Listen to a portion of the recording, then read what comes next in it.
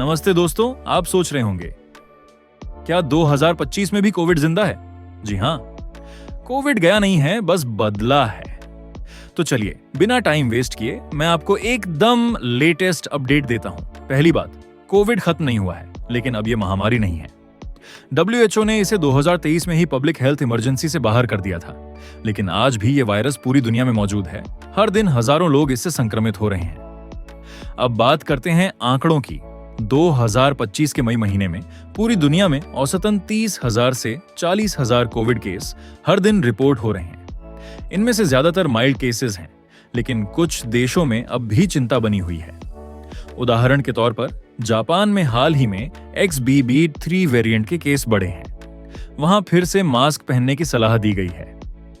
America में Covid अब flu की तरह माना जा रहा है, लेकिन हेल्थ वर्कर्स को बूस्टर डोज अनिवार्य किया गया है। ब्राजील में इन्फेक्शन की दर थोड़ी बढ़ी है, खासकर बुजुर्गों में। और यूरोप के कई देशों में कोविड सर्वेलेंस अब भी जारी है, ताकि कोई नया वेरिएंट सामने आए तो तुरंत एक्शन लिया जा सके। अब बात करते हैं अपने देश भारत की। 2025 में भारत की स्थिति काफी कंट्रोल में है। अभी रोजाना औसतन 1000 से 1200 कोविड केस आ रहे हैं, जो कि 2021 या 2022 के मुकाबले बहुत कम है।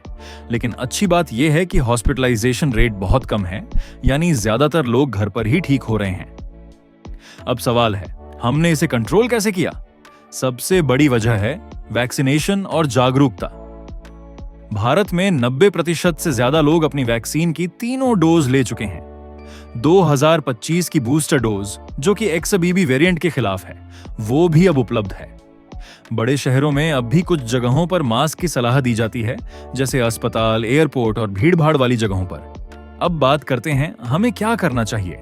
How can we protect ourselves? पहली, बूस्टर डोज जरूर लें। अगर आप 60 से ज्यादा हैं या कोई पुरानी बीमारी है, डोंट स्किप इट। 2, भीड़-भाड़ वाली जगहों पर मास्क रखें अपने पास। 3, हाथ धोना, सैनिटाइजर इस्तेमाल करना अब भी उतना ही जरूरी है जितना पहले था। 4, अगर आपको लक्षण हैं, बुखार, खांसी, सांस फूलना, तो टेस्ट जरूर कराएं। दूसरों को भी सुरक्षित रखें।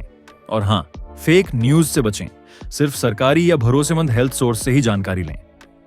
अंत में एक बात याद रखिए, कोविड अब हमारे बीच है, लेकिन हम अब डरते नहीं हैं, क्योंकि हमारे पास है साइंस, वैक्सीन और समझदारी।